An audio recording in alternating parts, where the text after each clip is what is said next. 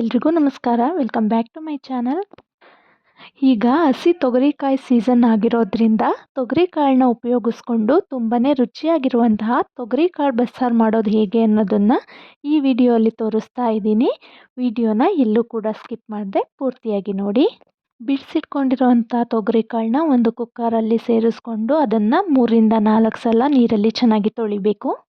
ತೊಳೆದಿದ್ದಾದಮೇಲೆ ಆ ಕುಕ್ಕರ್ನ gas stove ಮೇಲೆ ಇಟ್ಟು ಎಷ್ಟು ಕ್ವಾಂಟಿಟಿಯಲ್ಲಿ ನಾವು ತೊಗರಿಕಾಳನ್ನ ತೊಗೊಂಡಿರ್ತೀವಿ ಅಷ್ಟು ಕ್ವಾಂಟಿಟಿಯಲ್ಲಿ ನೀರನ್ನು ಸೇರಿಸ್ಕೋಬೇಕು. ರುಚಿಗೆ ತಕ್ಕಷ್ಟು ಉಪ್ಪನ್ನು ಸೇರಿಸ್ಕೊಂಡು ಕುಕ್ಕರ್ ಲಿಡ್ನ ಕ್ಲೋಸ್ ಮಾಡಿ 3 ವಿಷಲ್ ಕೂಗಿಸ್ಕೋಬೇಕು. ಕುಕ್ಕರ್ ವಿಷಲ್ ಕೂಗೋ ಅಷ್ಟರಲ್ಲಿ ಈ ಕಡೆ ನಾನು ಹುಣಸೆಹಣ್ಣು ಸಹ ನೆನೆ ಹಾಕ್ಕೊಳ್ತಾ ಇದ್ದೀನಿ. ಈ ಸಾಂಬಾರಿಗೆ ಹುಣಸೆಹಣ್ಣು ತುಂಬಾ ಇಂಪಾರ್ಟೆಂಟ್. ಅಂದರೆ ಹುಳಿ ಜಾಸ್ತಿ ಇದ್ದಷ್ಟು ಸಾಂಬಾರು ಟೇಸ್ಟ್ ತುಂಬಾ ಚೆನ್ನಾಗಿ ಬರುತ್ತೆ ಅಂತ. ಅದಾದಮೇಲೆ ಈ ಕಡೆ ಒಂದು ಬಾಣಲಿಗೆ 1 ಸ್ಪೂನ್ ಆಗೋಷ್ಟು ಎಣ್ಣೆನ ಸೇರಿಸ್ಕೊಂಡು ಎಣ್ಣೆ ಬಿಸಿಯಾಗಿದ್ದಾದಮೇಲೆ 1 ಈರುಳ್ಳಿ ಮತ್ತು 1 ಬೆಳ್ಳುಳ್ಳಿನ ಫ್ರೈ ಮಾಡ್ಕೊಳ್ತಾ ಇದ್ದೀನಿ. ಈ ರೀತಿ ಫ್ರೈ ಮಾಡಿಕೊಂಡು ಸಾಂಬಾರು ಮಾಡೋದ್ರಿಂದ ಸಾಂಬಾರು ಟೇಸ್ಟ್ ತುಂಬಾ ಚೆನ್ನಾಗಿ ಬರುತ್ತೆ.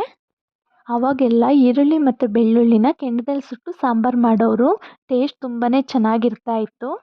ಈರುಳ್ಳಿ ಮತ್ತು ಬೆಳ್ಳುಳ್ಳಿನ ಫ್ರೈ ಮಾಡ್ಕೊಂಡಿದ್ದಾದಮೇಲೆ ಈ ಕಡೆ ಖಾರಕ್ಕೂ ಸಹ ರೆಡಿ ಮಾಡ್ಕೊಳ್ತಾ ಇದ್ದೀನಿ. ಒಂದು ಮಿಕ್ಸಿ ಜಾರ್ಗೆ ಅರ್ಧ ಹೋಳಾಗೋಷ್ಟು ತೆಂಗಿನಕಾಯಿನ ತುರಿದು ಸೇರಿಸ್ಕೊಂಡಿದ್ದೀನಿ.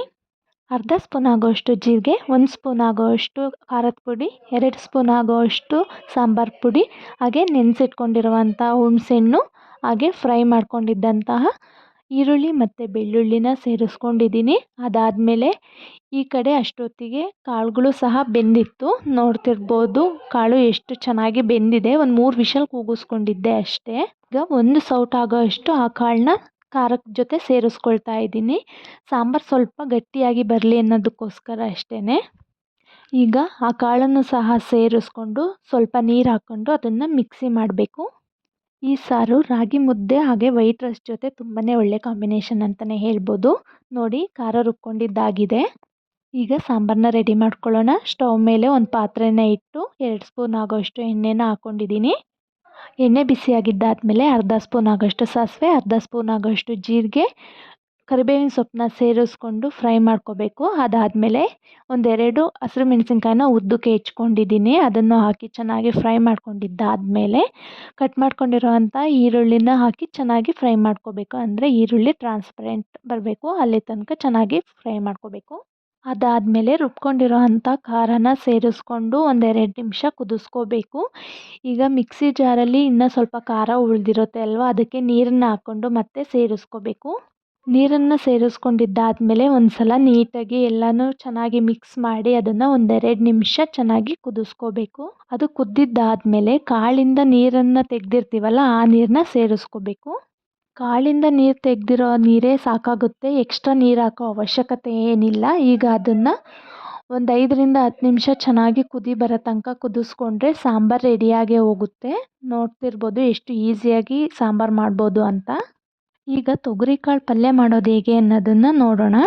ಒಂದು ಬಾಣಲಿಗೆ 1-2 ಸ್ಪೂನ್ ಆಗೋಷ್ಟು ಎಣ್ಣೆನ ಹಾಕಿ ಎಣ್ಣೆ ಬಿಸಿಯಾಗಿದ್ದಾದಮೇಲೆ ಅರ್ಧ ಸ್ಪೂನ್ ಆಗೋಷ್ಟು ಸಾಸಿವೆ, ಅರ್ಧ ಸ್ಪೂನ್ ಆಗೋಷ್ಟು ಜೀರಿಗೆ, ಸ್ವಲ್ಪ ಕರಿಬೇವಿನ ಸೊಪ್ಪನ್ನ ಹಾಕಿ ಫ್ರೈ ಮಾಡ್ಕೋಬೇಕು.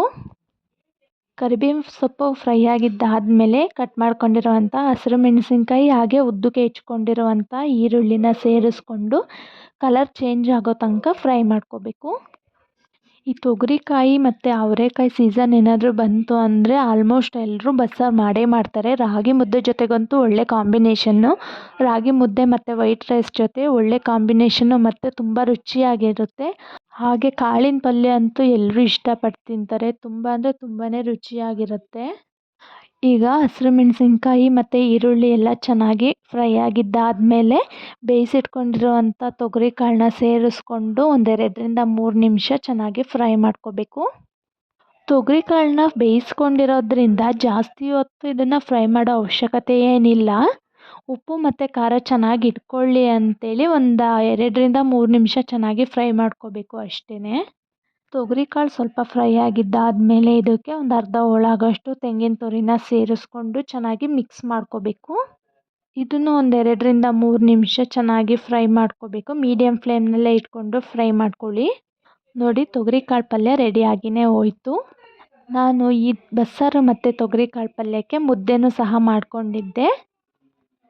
ಯಾರಿಗೆಲ್ಲ ಈ ಬಸ್ಸಾರು ಮತ್ತು ತೊಗರಿಕಾಳು ಪಲ್ಯದ ರೆಸಿಪಿ ಇಷ್ಟ ಆಯಿತು ಪ್ಲೀಸ್ ಒಂದು ಲೈಕ್ ಮಾಡಿ. ಯಾರೆಲ್ಲ ಇನ್ನೂ ನನ್ನ ಚಾನಲ್ನ ಸಬ್ಸ್ಕ್ರೈಬ್ ಮಾಡದೆ ನೋಡ್ತಾ ಇದ್ದೀರಾ ಪ್ಲೀಸ್ ಒಂದು ಸಬ್ಸ್ಕ್ರೈಬ್ ಮಾಡ್ಕೊಂಡು ನೋಡಿ. ಮತ್ತೆ ಇನ್ನೊಂದು ಹೊಸ ವಿಡಿಯೋದೊಂದಿಗೆ ಸಿಗ್ತೀನಿ. Thank you.